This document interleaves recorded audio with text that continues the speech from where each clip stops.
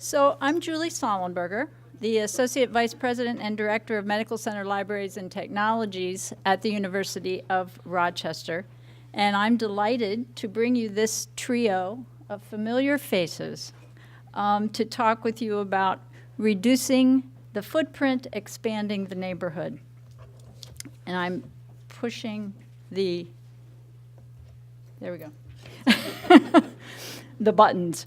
Our three academic health sciences library leaders will provide their unique perspectives on the library as a program and not just a space. They'll share their successes and their challenges, their own stories of reduced or shared spaces that may have provided increased opportunities for their libraries. They're each going to speak for about 10 minutes, and then we'll open the floor to questions. So be thinking about what they say and what you want to know more about.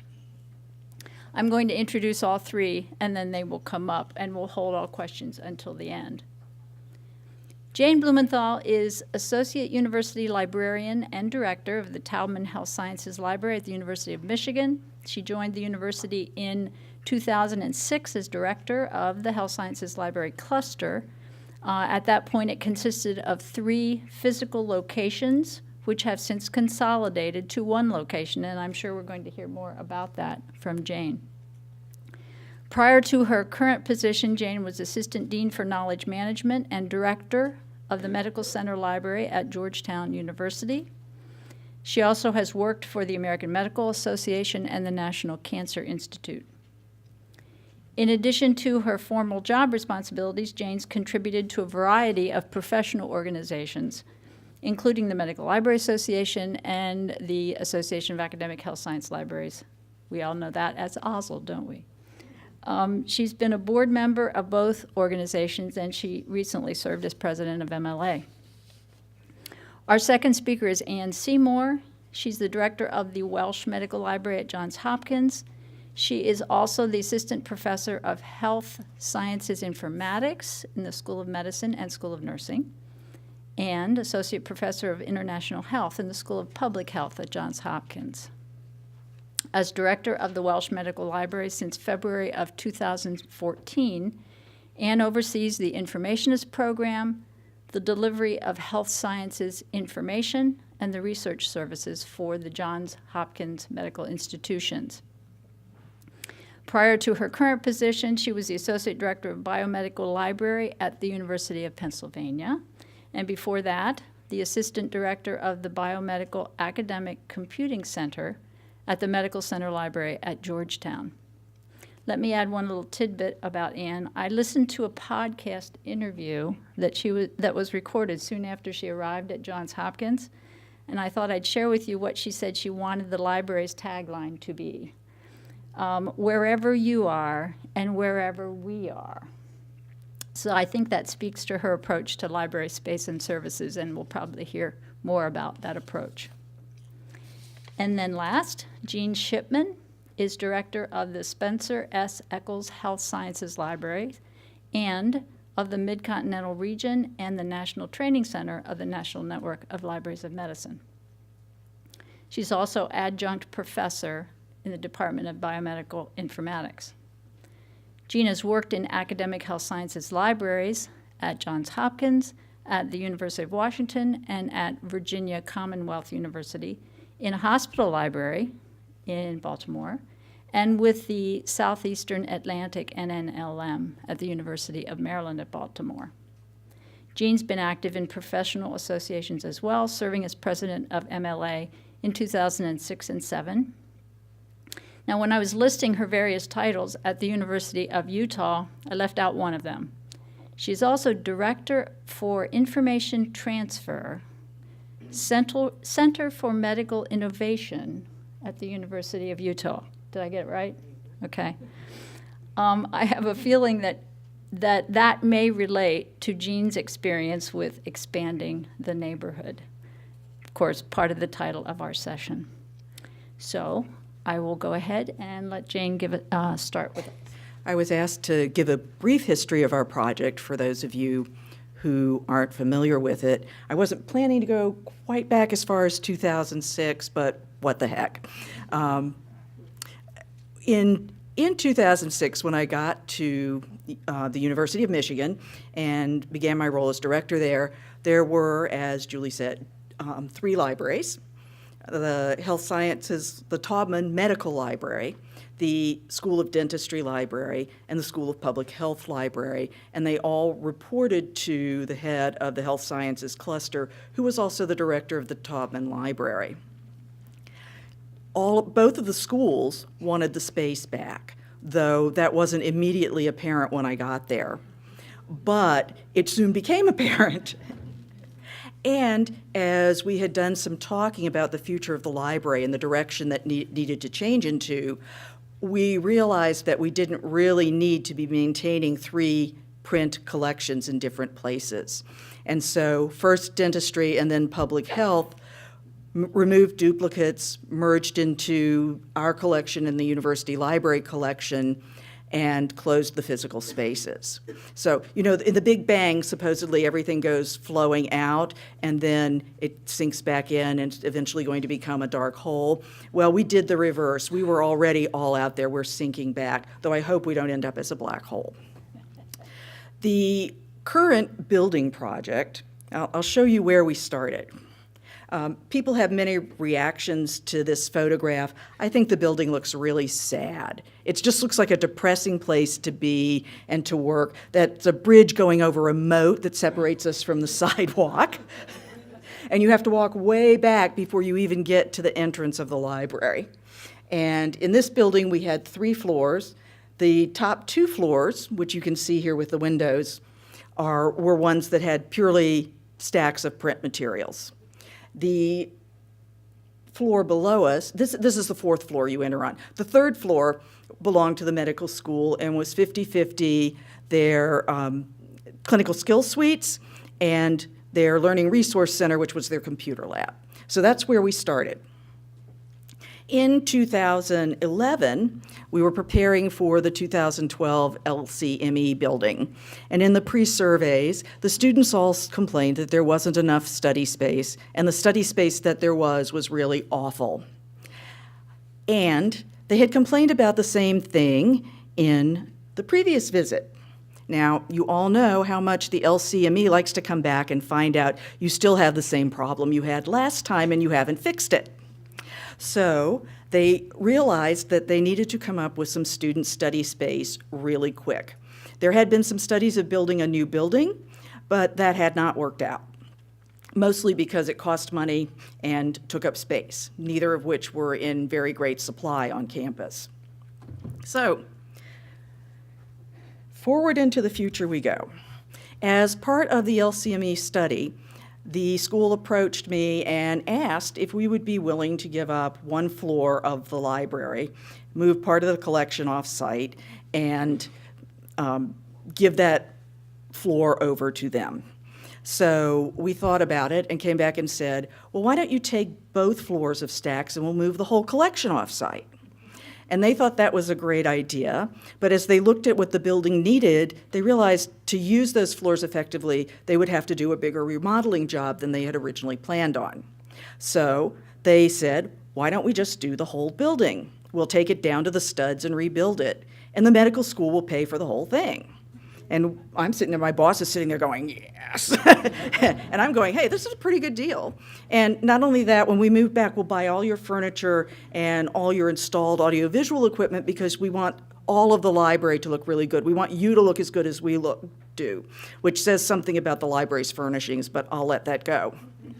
So anyway, this is the new building that we ended up with. The library is still on the 4th floor, but you'll notice the moat is gone. The door has come out closer to the sidewalk, and so it's more connected to the community and the surrounding buildings.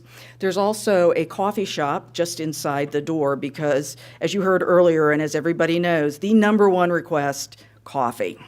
And then people got picky about what kind of coffee and when it would be open. But we do have the coffee shop. We have lots of open seating in that area, which is called the Commons. And then a little further down the hall is the entrance into the library itself. And this is a big open study space. It has 5 different types of seating to give you some audiovisual privacy, the way the chairs curve around. We also have a computer cluster. We have just flat open tables. We have banquette benches with little tables in front of them. We have round tables. We have sofas. We have chairs around 4 tables at like 3 different heights. And we have these funny little yellow things that look like a stack of teardrops that can be moved around. And plus, we even got pillows to put in the chairs. And I'm not sure where most of them are anymore, but you think furniture moves around? There you go. So we have this wonderful new building. Nobody thinks it's sad or depressing anymore. You can't see from the pictures that I showed you, but the front facing out had much smaller windows over the door, and then that wall of windows that kind of goes back from the door was solid brick. So all the way around, the solid brick was taken out and windows were put in because the one thing the students always wanted was more natural light. The fifth and sixth floors, where our collection was, are now a combination of classrooms that can be combined in various sizes, group study rooms from 30 people to 12 people to individual little study areas. These can be reserved by the medical students. Everyone else is on their own. And then there's study space in the library. There's a quiet study space on the 5th floor that's open to everyone. There's a quiet study space on the 6th floor that is open only to medical students. There's dedicated space for interprofessional education. And the computer lab now has a brand new, it's doubled its size. It has a secure testing facility that all moved up to the 5th floor. And the clinical skills suite now takes the entire 3rd floor, whereas before it only had half. Along with all this, we have assorted offices for people who work in the Department of Medical Education and run the clinical skills suite, run the computer lab, proctor exams, and the IT service has a help desk in there called Help Me Now. So that's where we are. And oh yes, we have no print books in the library. When you walk in, you see all the seating, you see computers, you see people, you see our virtual cadaver and the screens that display various things from it. You see all that, but you don't see any books. There is a secret stash of about 3 shelves that's behind the circulation desk, but I very carefully made sure that you could not see them when you walked in. One of the big battles I had when we were designing the building is the architect really wanted to build in bookshelves. He wanted books in that library so badly.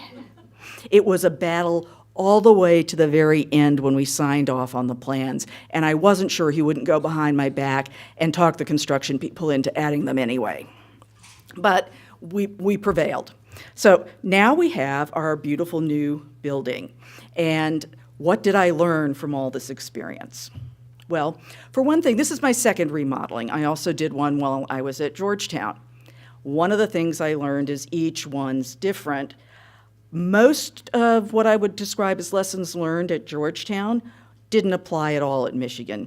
Different school, different politics, different type of school, public versus private, large versus small, et cetera, et cetera. But there were some things that were in common. One is, of course, if you want to do something like this, start lining up your support from the minute you first get the idea. Start those conversations, those little hints you drop into different things that you say so that people begin to get the idea that maybe the library space could be a little better. Get lots of input. We had more than 150 faculty, staff, and students in various types of groups and committees who gave input on the design of the building, everything from the layout of the rooms to the furniture that we ended up with. That's a big investment of time to get that input, but it was invaluable. People love the building. They all feel they haven't had a stake in creating it and designing it the way it is, so they're very positive about it. That, and it looks much more attractive than it did before. In addition to input, I would say be transparent. no secrets, let everybody know what's going on, how and why decisions were made, and communicate. Let everybody know what's going on, how and why decisions are made. Your staff, other library staff, med school students, everybody on campus. And the next thing is communicate some more, because you could do this 50 times and there will still be people who didn't hear it, see it, get the message. And you just have to accept that that's going to happen. Pick your battles, of course. Many of these are things that you learn from any project. Pick your battles, but really fight for the things that are important. By George, there are no bookshelves in that library. Keep good notes during your planning periods and your various meetings, because sure enough, down the road, you'll have different memories of what was said and agreed to, and not everything gets into the official minutes. And the other thing I learned is it's not going to be perfect when you move back in. We had 2 water leaks. The doors didn't lock properly. Some of the furniture had some problems, including a piece falling off of one of the desks and things like that. So we're only halfway through what they think of as the shakedown period. 6 more months before we kind of think everything will be stabilized and the punch list is done. But it's not perfect, but it's better than it was. It's wonderful, it's beautiful, everybody loves it. So how did we get there? And what did I learn from this that I would say are the bigger picture lessons? First, do everything you can to become the library you want to be in spite of your physical space.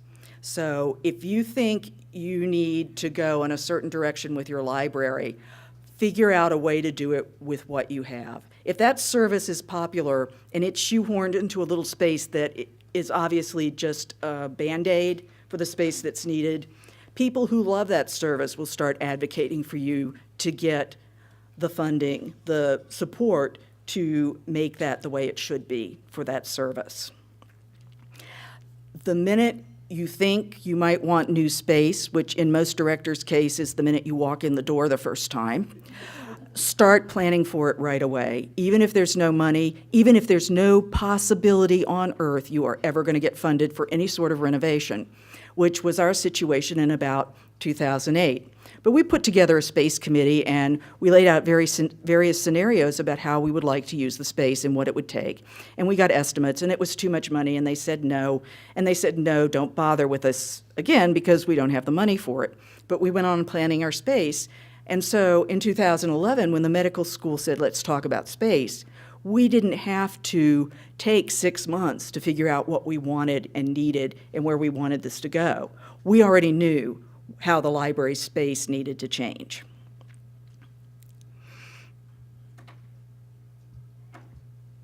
Sorry, I'm getting to the bottom of my iPhone screen and I have to pull the notes up before they bop down.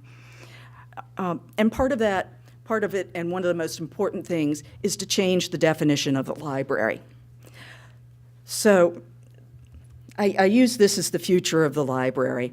It's not about the space. It's not about the books. It's about working together. We have a faculty member, an informationist, and 2 students. This is obviously a staged picture. They don't usually get that excited over anatomical dissections, virtual or otherwise. But this collaboration together, that's working together, is one of the really important things behind our renovation and the philosophy of our renovation. So you have to stop people from thinking about it as books, as print. You have to stop them thinking about it as a space. And that's kind of a dangerous thing, but I think the most important thing about the definition of the library of the future, it's not the old Libra, that's where the word library comes from. It's all about books. It's not that anymore. It's kind of a reverse definition. Where you have librarians, you have a library. And collaboration with librarians, working with librarians, partnering with librarians, and the value that librarians bring to education, research, clinical care, and engagement with the community is the future of the library. Thank you. Hi, good afternoon. So when I was asked to do this talk, the first thing that ran through my head is, why are you asking me to talk about space when, what space? I don't really have space. For those of you that don't know, the Welsh Library is not contained mainly in the Welsh Library building. So I said to a colleague, I was talking to him about the irony of doing this talk, and he said, well, it'll be a short talk. But as I got to thinking about it, I realized I really do have a lot to say about space, and it really is all about space. And as an example, the email folder that I am always storing email in and referring back to is called space. And it's in an academic medical center, especially an urban one. It's always about space, getting it, keeping it, expanding it, sharing it. So I like to emphasize the difference between the Welsh Medical Library building and the Welsh Medical Library. So this is the Welsh Medical Library building. It's a beautiful old building. At the core of it are cast iron stacks that cannot be removed unless you spend millions of dollars. And the library did undergo a beautiful renovation that began before I started in February of 2014. It started October of the previous year. So it's very beautiful. This is a lovely room for anybody who's been in it.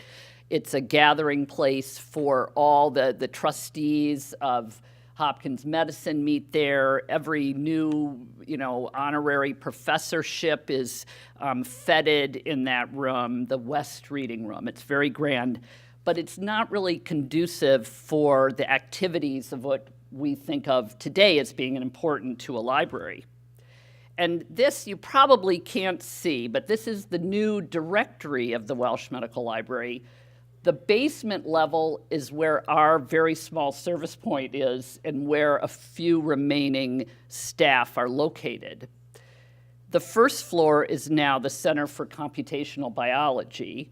The second floor are grand reading rooms, and the third floor is the Institute for the History of Medicine. We're not in the library anymore. So what does that mean for us? Well, I have to say the number one benefit is that we don't have to handle leaks. And just to give a quick example of the two previous places I worked, at Georgetown, I remember a flood, like literally a flood waterfall coming down the stairwell. We had sandbags on hand, always had sandbags on hand to block the water from flowing into the collection. When I was at Penn, we had chronic leak problems, chronic. And I finally said, let's just give it up and make a water feature with a fountain and a koi pond. So I'm really excited to hear Barbara Kavanaugh's lightning talk to see if this idea was incorporated. But it is very liberating. Gene Shipman gave me that word when we were talking today. We don't have to handle problems with bathrooms, technology, hours, security. We're tenants. We pay to be in the library. Actually, I don't even think we pay. I think we got off without paying. But it's not in our budget to take care of the building. We don't get student complaints. How great is that? I mean, about the building. We only have to worry about minimal staffing of our service point. And I will show on a map where we're all located now, but we have a remote location that's 25 minutes away by car, and staff were initially reluctant to move out there. They didn't want, now they love it. It's beautiful, there's flowering trees, there's a walkway, it's very lovely. But the number one benefit is that we can focus on other things. We can focus on building a wonderful premier virtual digital library, and we can create an amazing informationist service. And that's what we really focus our attention on. And what I want to really give credit to is my predecessor, Nancy Roederer, for building the foundation. So we still go to the building analogy a bit, but building the foundation of an informationist program. And my colleagues, I keep looking over at them, Sue Woodson and Blair Anton, they were the ones that helped create this amazing virtual library as well as informationist service. And that's to me, what's exciting about serving the huge Hopkins Medical Institution community. We don't have to always be torn about staffing different service points. You always are looking to balance, you want to be in the library, but then you need to be out and about and meeting with faculty and students and staff. And we can really emphasize our virtual space, as you noted. I forgot I did that podcast. Yes, it's wherever our users are, but it's also wherever we are that we can serve them. But we still need to be conscious of space, always. And so I wanted to just show you where we're distributed on the campus, and you can see the Welsh library. Does this thing? I'm always bad at using this. So there's the Welsh library building, and we're distributed in various school and hospital buildings around campus. What's a little distressing is that the map says to the 2024 building. We're in most of our informationists and the leadership team of the library are based off the map. So that's a little bit distressing. So again, it's like, but this is the space that we're given. And I do want to mention that when I was negotiating for my position at Hopkins, the space was the most challenging part of my negotiation. And just saying I wanted to be on the core of campus with my team. I didn't want to be out at this remote location, and it took a long time. And I didn't even know where I was going to sit until the day my first day on the job, and then I've changed offices twice. So that just tells you it's this constant shuffling and negotiating for where you are going to be, where your team is going to be. So as I said, there's a lot of challenges. One of them is that we're still identified with the building, which is a good and a bad thing. The bad part of it is we still have to deal with leaks. We still have to deal with security issues and facility issues. And a couple funny recent examples. So we have these beautiful John Singer Sargent portraits, and we have this. So with any portrait leaves the library, the staff gets all worried, and they call security, and they call us. And I mean, it's just like this huge kerfuffle if something like that happens. The other day, I got a text from a friend who got trapped in a hallway. She's texting me at 7:45 in the morning. She's like, "Help! I can't get into the library because I have to swipe, and I can't get out. The green button doesn't work." And I'm like, "What? I don't know what to tell you." And then another story is after the renovation in the reading rooms, the shelving was left, but there was no plan for what to do with the shelving.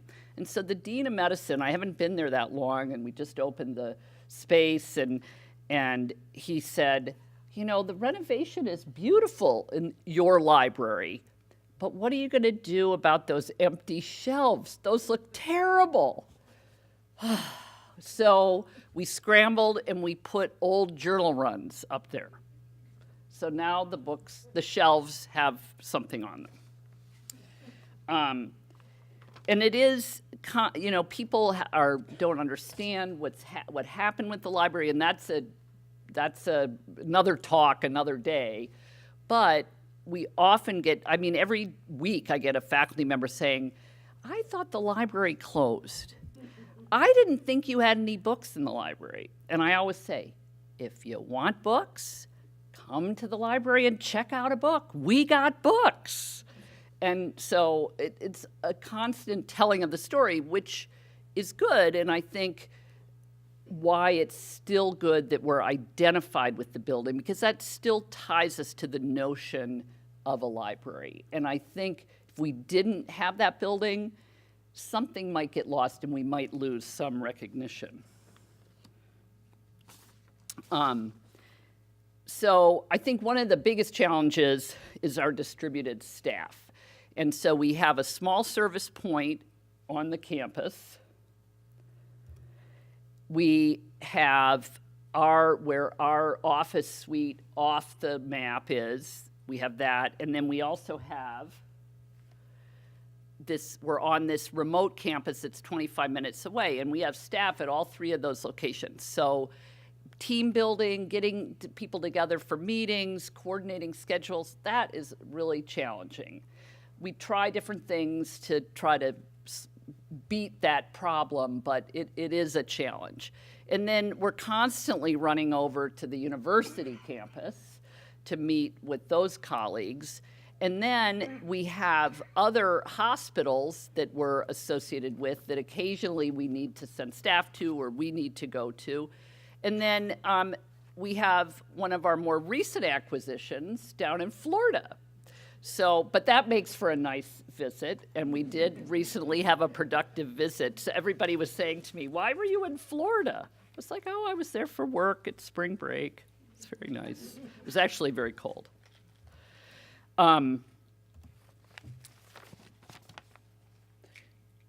So I also wanted to note some other challenges. Talked about the team building, and one of the things you lose is having the different groups of staff really work together. You don't have those water cooler conversations. You really have to work hard to make an effort to talk to the staff that you're not in their company all the time. And so that can be a challenge. And we're always kind of looking for new space. The staff workspace in this 2024 building, in the office suite, it's really not that great. It's cubicles. I mean, the managers have nice offices, but the informationists are in cubicles, and it's not the most pleasant, but it's what we have. So we work with it. Every time we see a cubicle that no one's using, we squat in it, and hopefully we'll be able to take it over as we add staff or get interns.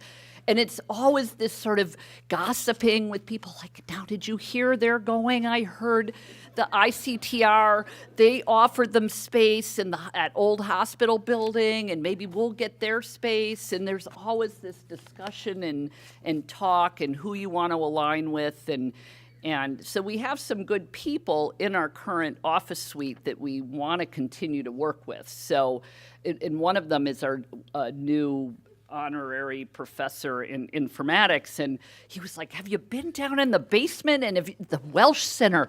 They have this beautiful space, but nobody's in it. So he was like, come on, after 5, we go down, we're looking around, maybe we can take over that space. So it is very political. And then the space that we do have, so we have some conference space and some meeting space in this building, I think it is. And we've recently learned that we've been in there for several years we've used this space. And now, because the group that owns the space, they've sort of been losing their connection with the School of Public Health. Another group has a big grant. And so they're shuffling, and we may lose that space. So we've been having all sorts of negotiations and strategy discussions about how do we make a case for needing space in the School of Public Health building. So I do want to say that there are, I think, lots of opportunities, given that we are liberated from worrying about a building as much. I think it opens us up to all sorts of new partnerships. We can partner with the people in our office suite, which is informatics, assessment and evaluation, potentially online medical education. So there's a lot of opportunities there. I think having informationists embedded in their workplace, that of course fosters new collaborations with different people.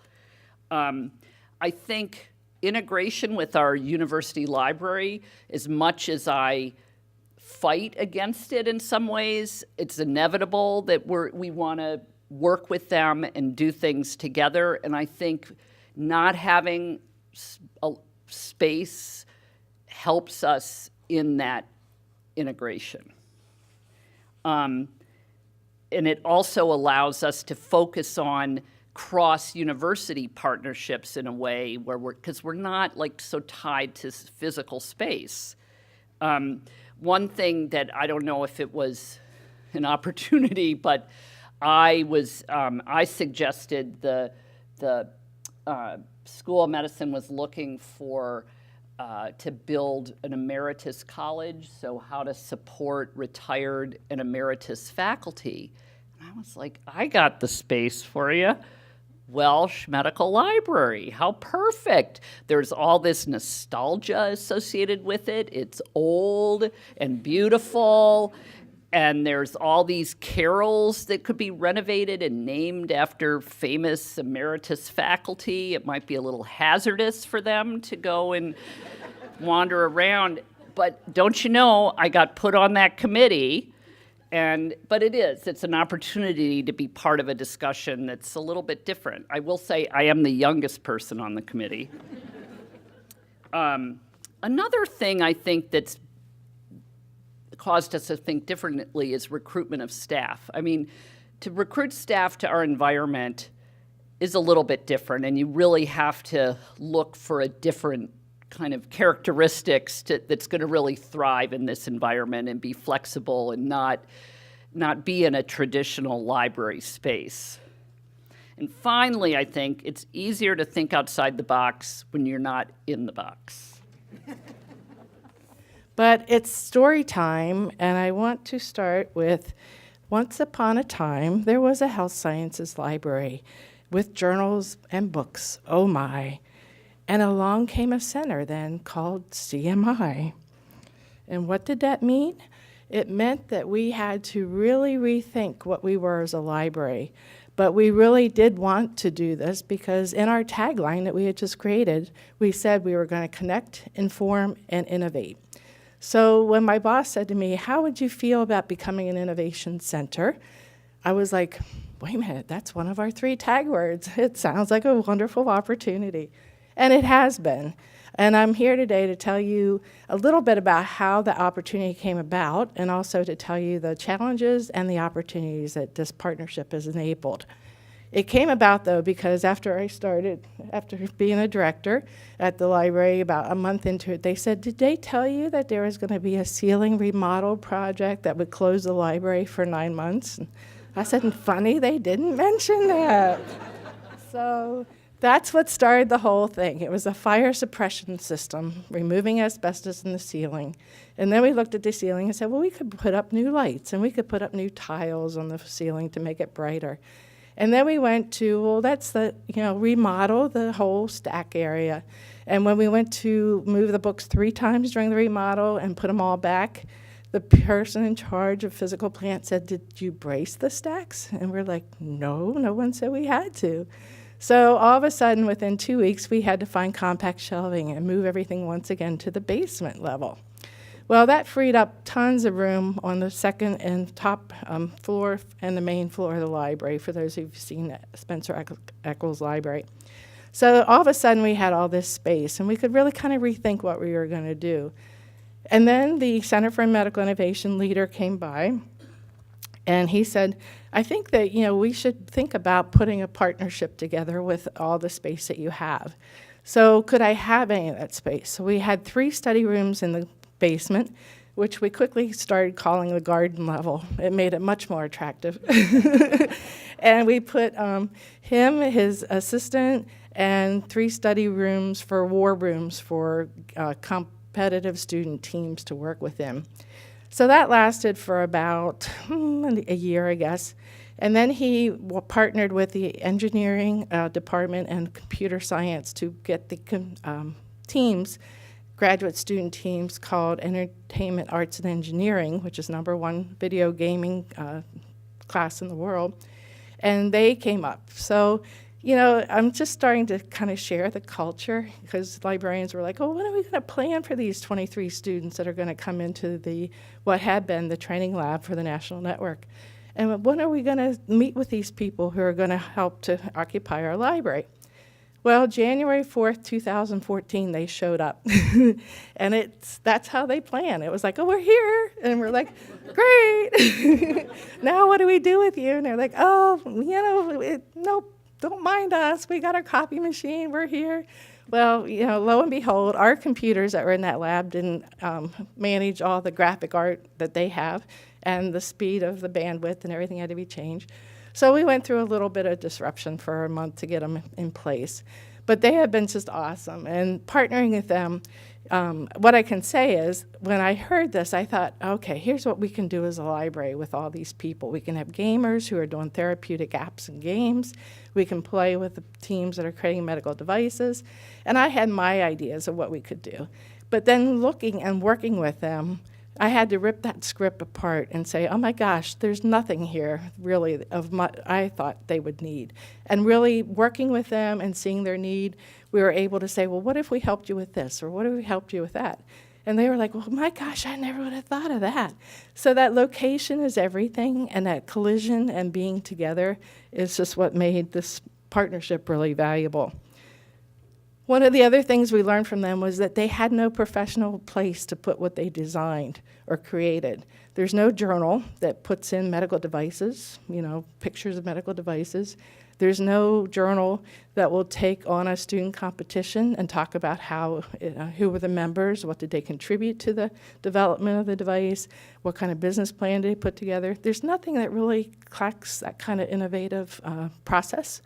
And so we worked with them and said, well, what if we created a channel for you, speaking their language, and we created e-channel. And it's everything that you would never find in a book or a journal, but it has multimedia, it has lessons, it has project work, it has games, not so much the games themselves, but the whole intellectual property that went into the game. Because they were finding these graduate students that were in place for a semester.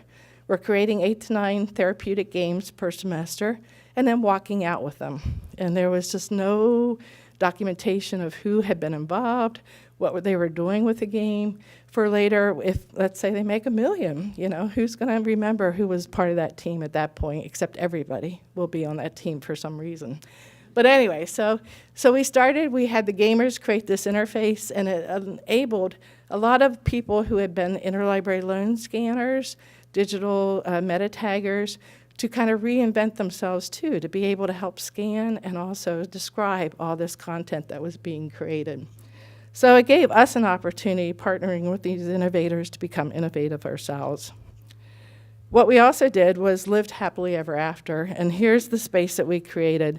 We had a lot of conversation today about collaborative spaces being flexible, white walls, glass walls, all that kind of thing. And there's a video that you can watch that explains the whole space.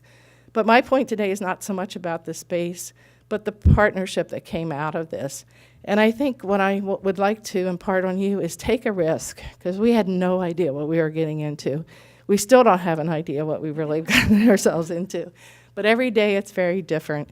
And the cultures are just fun. I mean, the students came up to me and said, Miss Jean, you know, that's what they call me. And I'm like, yes, what? And they're like, can we get those ID badges that you librarians all wear every day? And I'm like, well, only if I can get the tattoo on my arm that you all wear. So our cultures are mixing. They're becoming more planners. We're becoming less planning. You know, meeting with them is just impossible. You have to sit them down. You have to just, there's no way they'll set up a schedule ahead of time. It's just, well, if they're here, they're there. If you can grab them, you can have a meeting. So, but we've been able to cross-pollinate, and we've been able to share at each other's meetings. We've been actually able to hire an innovation librarian who is working with them now to teach them virtual reality and serious gaming as one of their seminars with the faculty from the GAP lab. We're also working with training for Lean Launchpad, which is a software program for an NSF program. We've been building e-channel. We've been working with a lot of medical device. You know, you can't just create a device. You have to test it, and you have to prove to the FDA that it's not going to hurt somebody. So there's a ton of paperwork. I mean, stacks and stacks of forms and process that they have to go through. And we can help organize that for them, and we can help to create a process, which is what we're trying to do now. We're outlining the whole innovation cycle, and there's very different cycles depending on if you're building a process or a business innovation. But there is a theme to it, and that's what we're bringing to them, is some structure, some organization through this partnership. So I think in the interest of time, to allow questions, I'll leave it at that, but just take that risk, just when you have the opportunity. And I guess maybe to close, my future is that I think I'm going to have even more opportunities because they're decanting a 520-person building, tearing it down and building 4 buildings. And they keep coming in every day going, oh, there's a space, there's a corner, So I'm like, think of opportunities, think of opportunities. But my hope is that we'll become kind of a mixture, disseminate and put people throughout the campus, but have a core facility that we can still have for the library, but have quiet study somewhere else. You know, we have many different ways to navigate our space issues, right? And lots of different endpoints that we've heard about, and clearly many different futures that are going to happen here and across all of our institutions. So we do have just about 10 minutes for questions. So Renee and Elena have mics? Yes, right here. Yeah, in talking about space and about reducing collections, one of the areas of the library that concerns me because it reports to me is the historical collections. When you're reducing the book collection, print collection rather, you know, some of those things I would expect to go into the historical collections. I was wondering if you had any experience with that, if you could talk about what impact reducing the collection has on the historical collections or the archives, and how you dealt with it. In our case, we had a small historical collection, and it was in a room with no temperature, humidity controls, and the security was security by ignorance. Nobody knew it was there, and as long as they didn't, it was probably safe. So in my opinion, it should have been moved elsewhere long before we started talking about renovating the building, but that was the perfect opportunity to move it to the university library and their historical collection. It was just integrated in with that. So it's in a better place. It's actually easier for scholars to use it because they could staff their reading room longer hours than we could provide access to it. And we've been able to argue, because we've become less secure as a building due to everyone coming in and out whenever they needed to, we had to take the security off the external buildings alarms. So we are now in the process of applying to get a vault added to our history and medicine room that will be secure. So I think our collections will end up better off and keep that one room at least for history. More questions?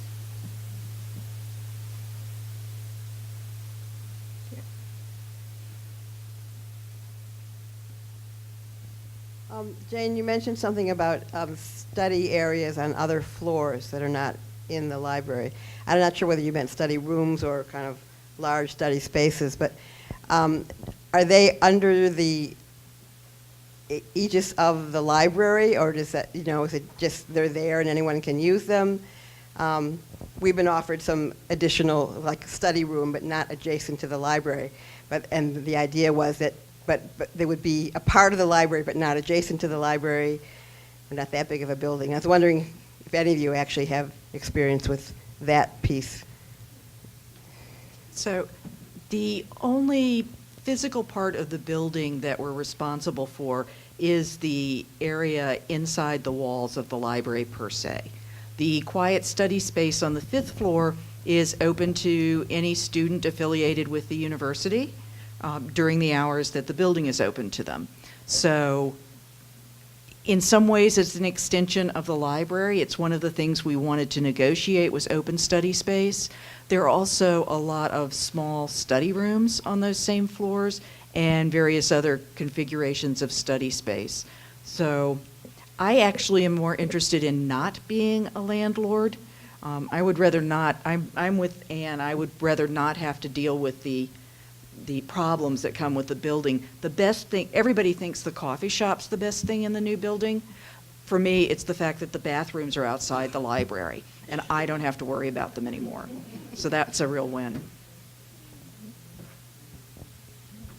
And I would say I would really like not to be the quiet study. I think the library building is very historical on our campus. It was the first major donation by a family that has given a lot to our university. But I think that could be the library, and then let us be distributed throughout each college and into these 4 new buildings. Because I don't really see people wanting to come to a 50-year-old building when there's a lot of cafe and glass and brightness on these other buildings. And maybe I'll be surprised, but I do want to say every institution is so unique. So I think that's the other lesson to take, that I can tell you what to do, but it's only going to apply to that one space. So, but I think we wouldn't be harmed if we weren't the quiet study anymore. I think the common theme is that it is time to stop thinking about the library as being a building and start thinking of it as the place where there are librarians, as a service center, as a collaboration space. But I don't think the study space inside the library needs to be inside the library. Anyone can run a study hall. Are there more questions? Yes, back here.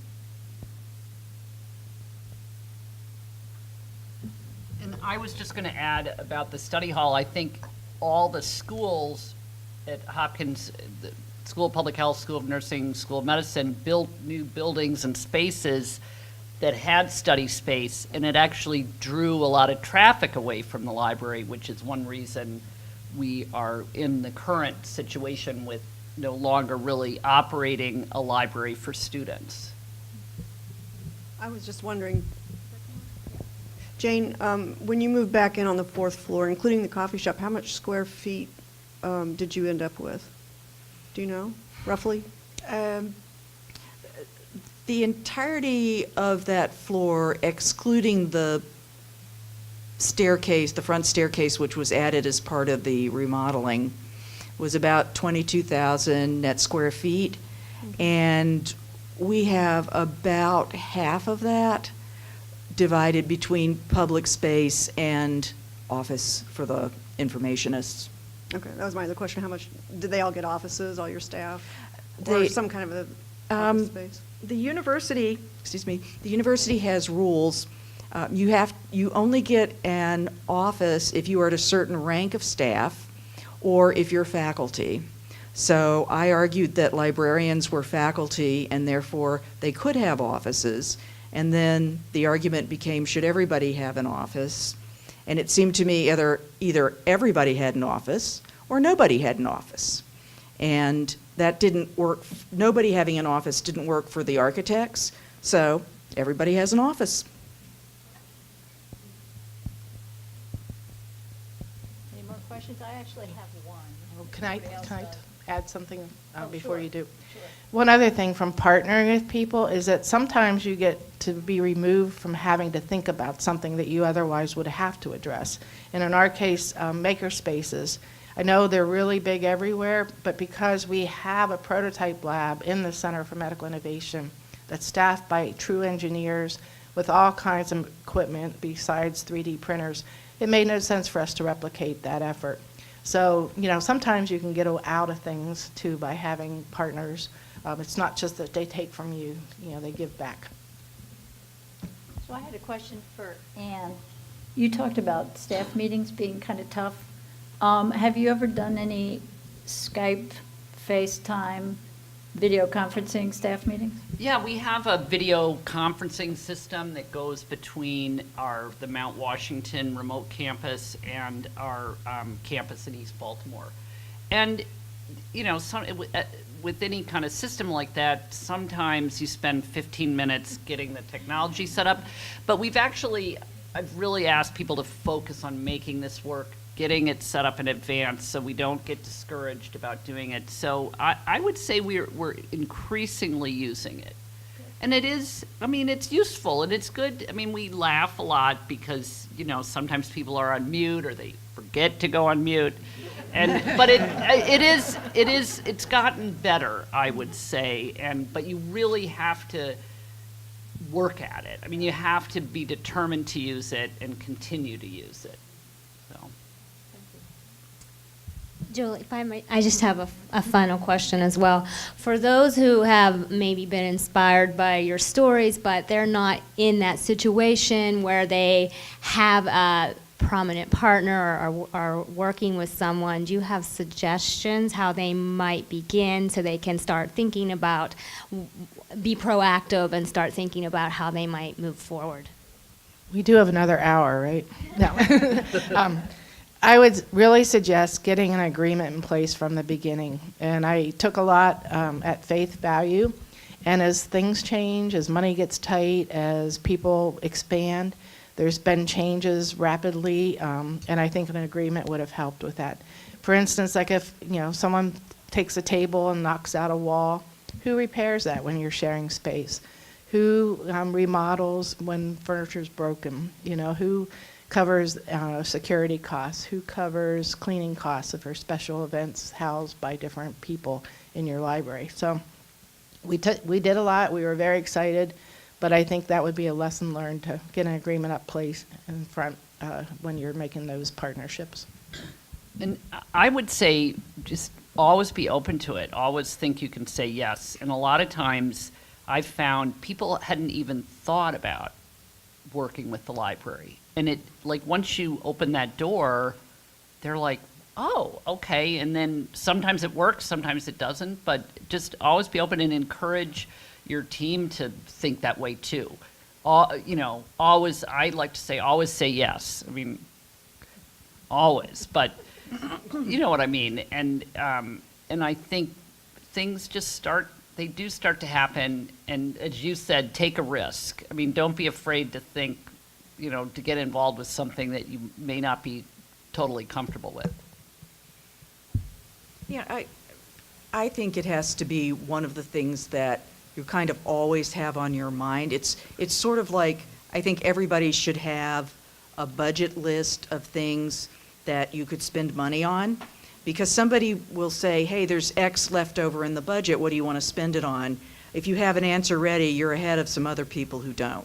So the same thing with space. If somebody came along and said, well, we could remodel this space for you, or we could give you some money to remodel this space because we want X out of it, you're ready to go. So be very opportunistic and be ready to take advantage of opportunities that come along.